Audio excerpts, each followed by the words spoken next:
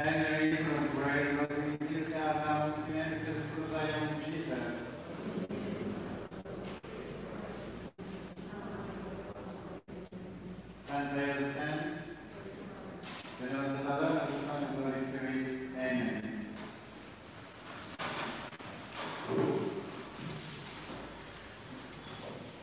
wanted to start again from the beginning of this chapter about the sacrament of matrimony.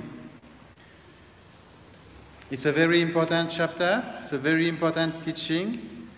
This is about the Christian life, about marriage and family life. It is a so important doctrine. What is the sacrament of matrimony?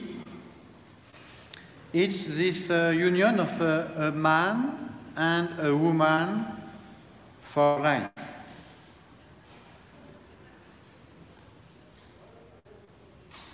This is something that is natural, but Christ wanted to make it a sacrament in order to give very special graces to live this family life, this marriage,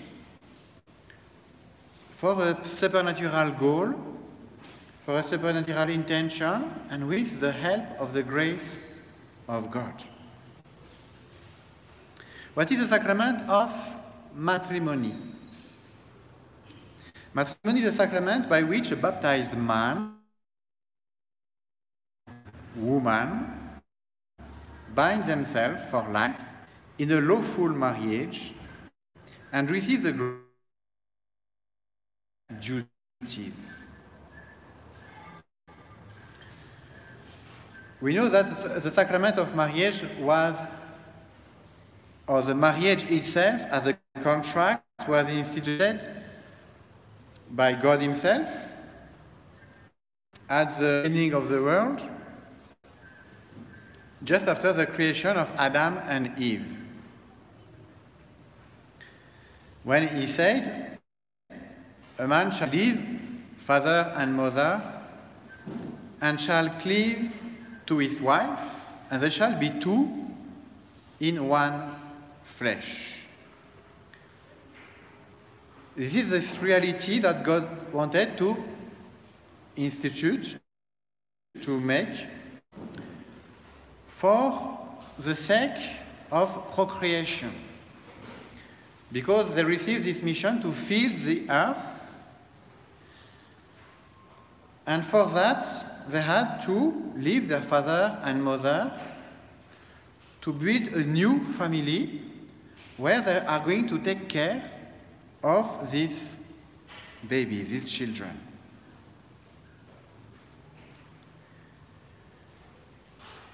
We know that it was not a sacrament in the Old Testament, but Christ is the one who now has given a special spiritual power to the marriage to make it a sacrament, to give special graces. Actually, we know that we have 5 sacraments that are given for our own personal good. Baptism, penance, confirmation, Holy Eucharist, confirmation. These sacraments are given for our own spiritual good. But we have 2 sacraments that are given for the common good of the Catholic Church. This is marriage and priesthood. These 2 sacraments are not for you. You don't marry to be happy. You don't marry for you. You marry to perform a kind of vocation for the community, for the Catholic Church, for the world. You marry for the society at the civil level, and at the supernatural level, you marry for the kingdom of God, to give children to God.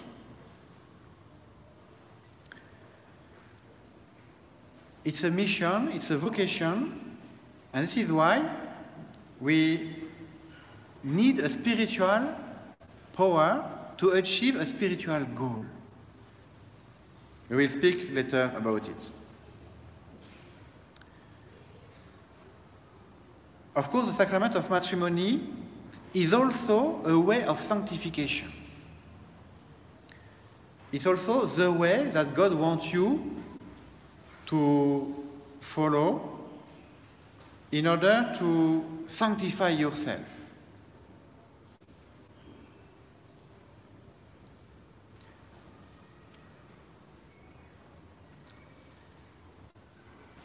And we have also special graces given in this sacrament to perform all the duties, to do what is needed to do, and to face the difficulties of the married state.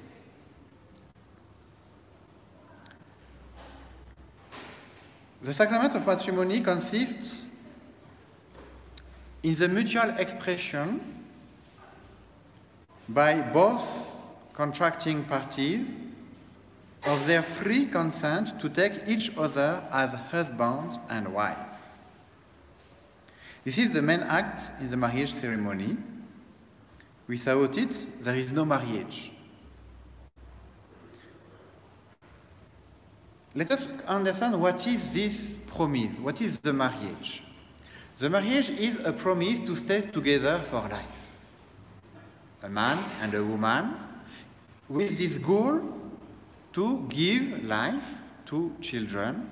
And this is actually why they have to stay together for life. Because a baby, a child, needs absolutely to have his own father and his own mother. It's something very, very important for education to have our parents, and with this difference, a man and a woman, to educate, to raise the children in a balanced way. It's not normal to have a family with only one mother and without a father to be here and educate also the children. This is the plan of God.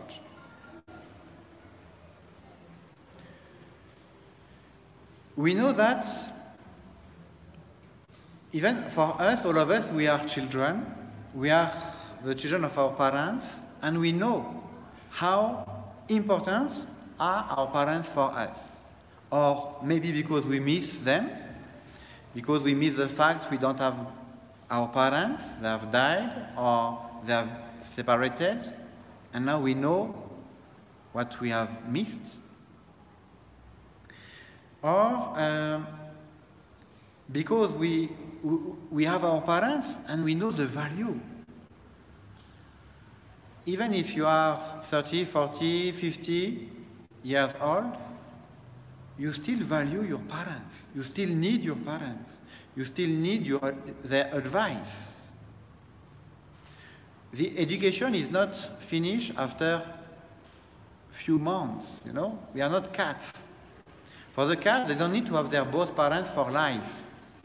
Because education is done very quickly, they know what they have to do, and now they don't need education. For us, education is quite for our whole life. Even when we are 50 years old, we can still receive the advice of our father and be reproached, maybe.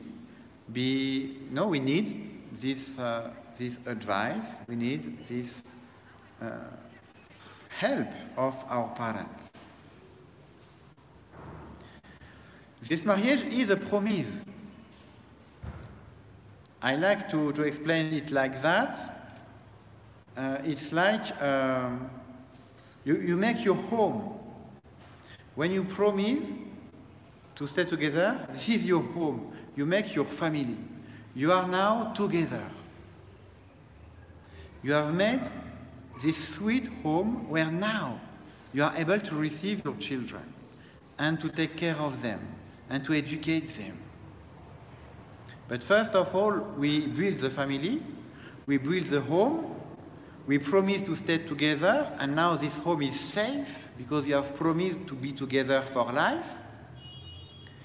And you have chosen someone without too much patience, reasonably, you have chosen a good father for your children, if you are a woman. You have chosen a good mother for your children, if you are a man.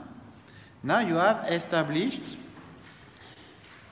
a good home, a good family to receive these children. The minister of the sacrament of matrimony are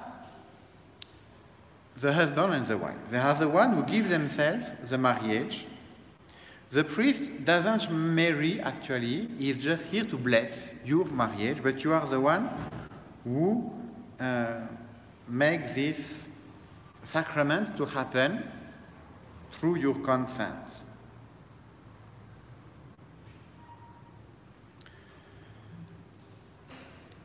Why is every true marriage between a baptized man and a baptized woman a sacrament?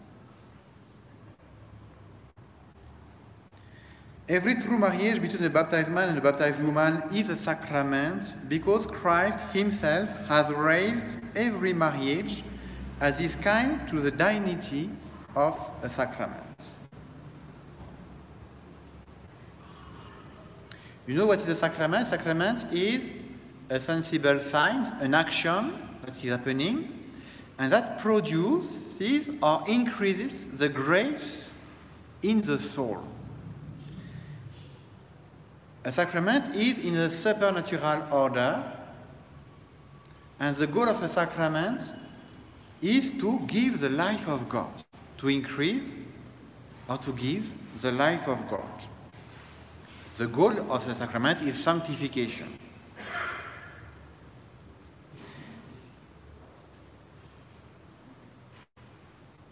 If two Protestants or two non-Catholic are validly baptized,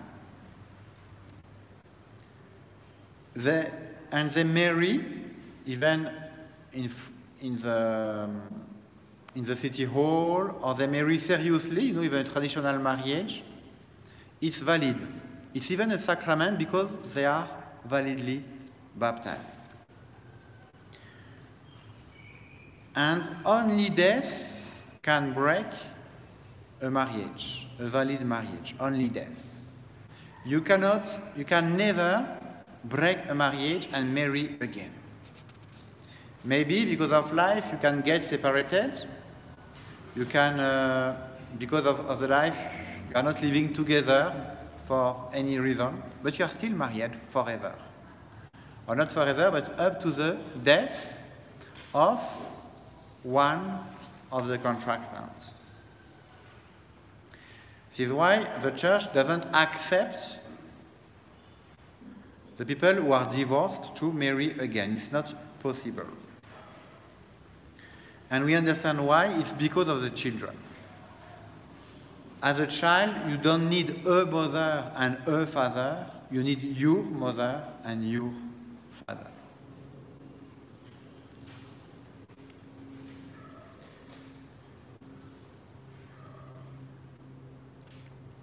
A marriage between two persons who are not baptized, pagan, is still a marriage, but it is not a sacrament of marriage. It's not a sacrament of marriage. It is just a true and good marriage, but a natural one. There is no special grace given for this marriage. And even a natural marriage made by two pagans is a valid marriage and cannot be broken. Divorce is not allowed even for pagans. They are not allowed to change of partner if before the death of one of them. Always because of the children and the children.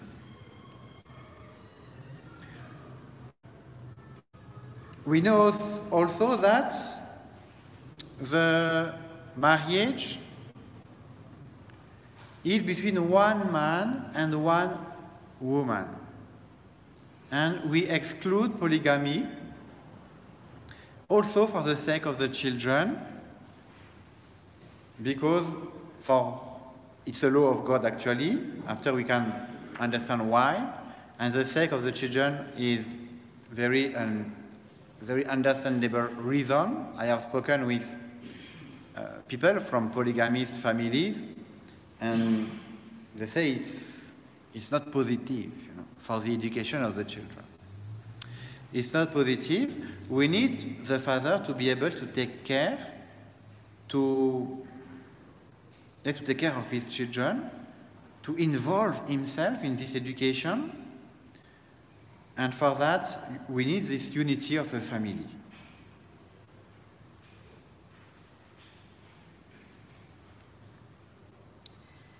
What is necessary to receive the sacrament of matrimony worthily?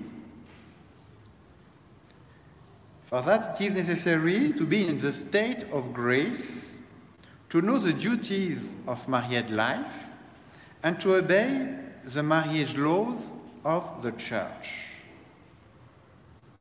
Number one, the husband and the wife should be in state of grace. We cannot receive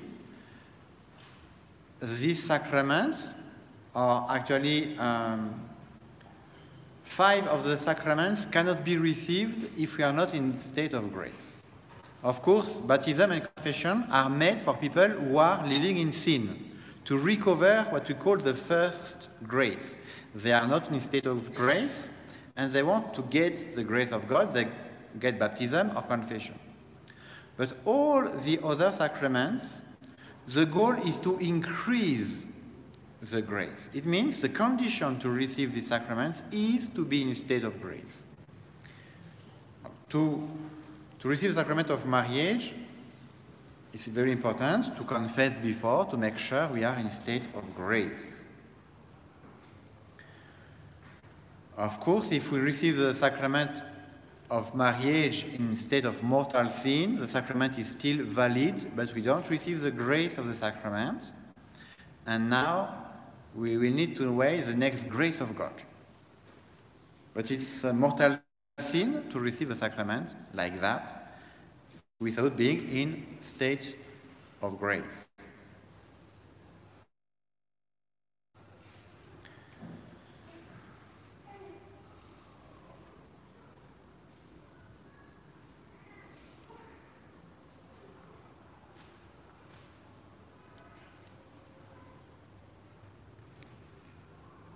We have to understand what is the purpose of marriage.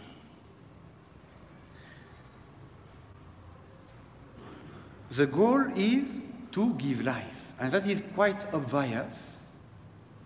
In the nature, when we have a male and a female that go together, the goal is to give life. It's the same for human beings. This is the mission given by God, and the goal of marriage is to get children. And that is very important to say today, because today we try to cut this connection between the usage of the marriage and the procreation. This is why contraception is not something that is acceptable. Contraception is a sin because we break the finality of the marriage.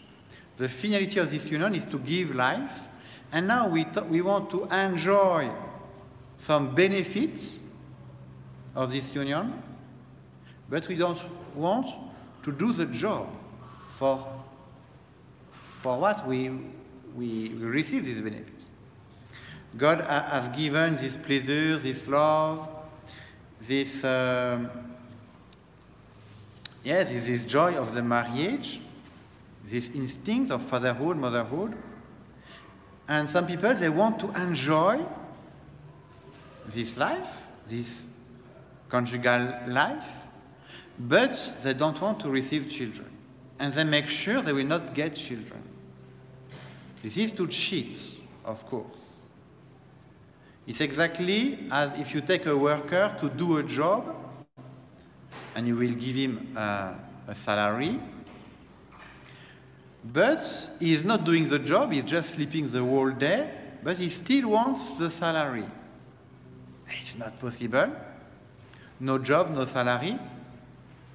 If you don't want to do the job, you should not get the salary.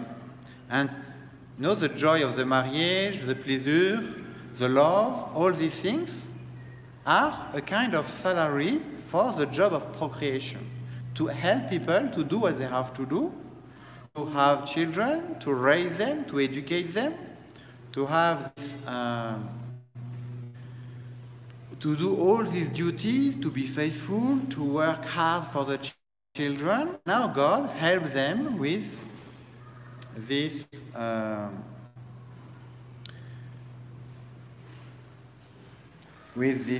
help, this support. This is why contraception is a sin.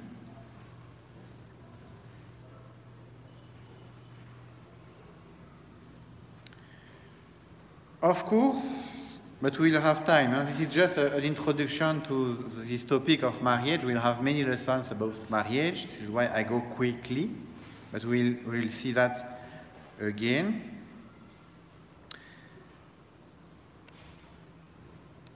We don't only give life, we educate, of course, and this is a duty.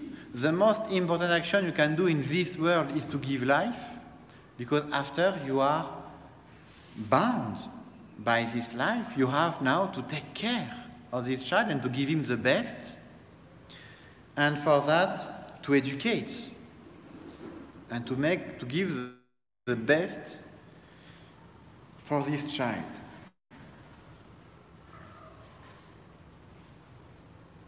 Of course, we cannot stay at the natural level. We have to go to the supernatural level, to this mission given by God. This is why it is a sacrament. We don't need a sacrament to procreate. We don't need really a sacrament to educate. But we need a sacrament to make our children children of God. Because this is now the last goal, the last end of the marriage. Why God has established this marriage?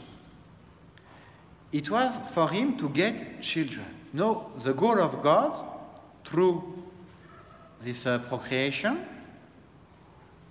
was for him to adopt children. God has created directly only Adam and Eve. All the other children he wants to adopt and to have in his kingdom. We have to participate to their conception and sanctification.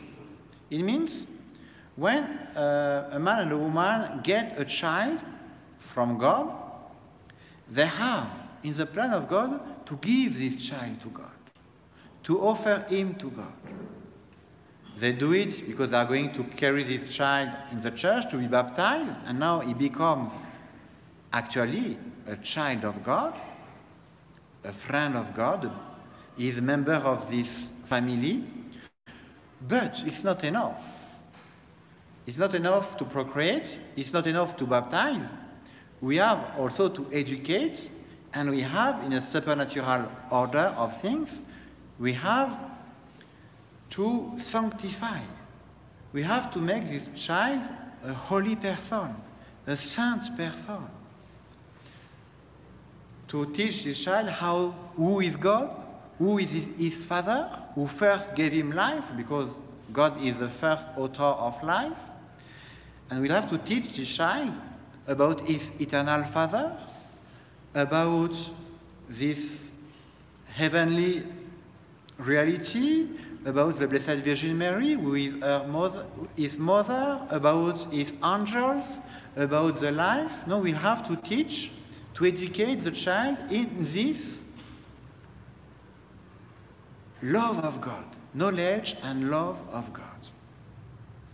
This is why we receive a sacrament.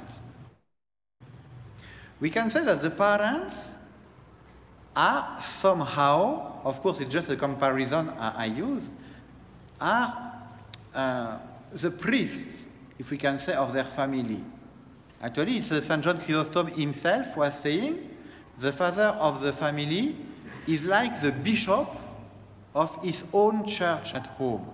It's of course a comparison, but we understand.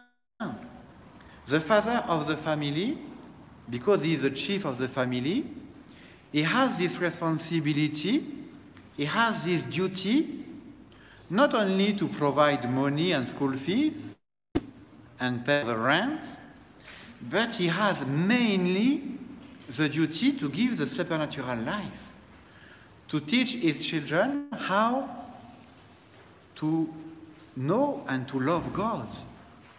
And this is now the most important duty of the parents. And this, for that the chief effects of the sacrament of matrimony are to increase the sanctifying grace, to give the parents this power to sanctify, to be the spiritual director, to be the spiritual teachers of their children. Because the parents, they have a supernatural mission. And if you have a supernatural mission, you need a supernatural strength and power. This is why you need to marry in church. Because when you marry in church, you receive the power to have a good Catholic life in your family. The power to be faithful, the power to love, even when it's difficult to love, the power to always continue, the power to educate, and the power to sanctify. You receive this mission and you receive the power, the grace to implement, to do this mission. A special help also of God for husband and wife to love each other faithfully, to bear with each other's faults, and to bring up their children properly. This is a special sacramental grace obtained from the reception of the sacrament of matrimony. Besides the aim of bringing children into the world, God also instituted marriage for the mutual support of husband and wife, because God, before the creation of Eve, he said, "It's not good for man to be alone. Let us make him a help like unto himself." We know that family life can be difficult, challenging. Sometimes we can have temptations. We need a special help of God to be faithful, to have a good family life. Grace is needed and given for many functions: the begetting and bringing up of the children, mutual exchange of love, fidelity and comfort, maintenance of the family. For all these and other duties of the married, matrimony is an unending source of grace. God created Eve's quality and union that should exist between husband and wife, who by marriage become two in one flesh.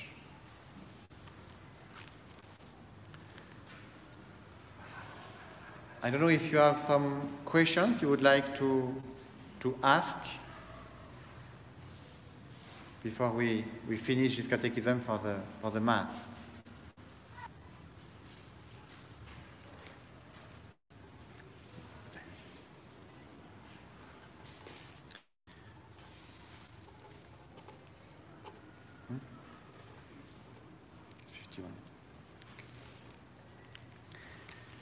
Okay, we are going to end this lesson soon, but I want just to give you some precision. We have just started this new chapter about marriage. We will see all that in detail. I really invite you to come and follow this catechism. This catechism is also online. You can find it on our YouTube channel. You know that all our ceremonies are live streamed, and even this catechism, you can find it in the YouTube channel of Holy Cross Catholic Church. You can find it on YouTube. It's important to teach a lot about marriage, because marriage is so important for the society, for the church, for the education of children. This is why we need so much to have good Catholic families, and today we are really in trouble about the Catholic families. This is why it's very important to give a very clear and strong teaching about this sacrament of marriage. This is why we'll continue this teaching for the next weeks.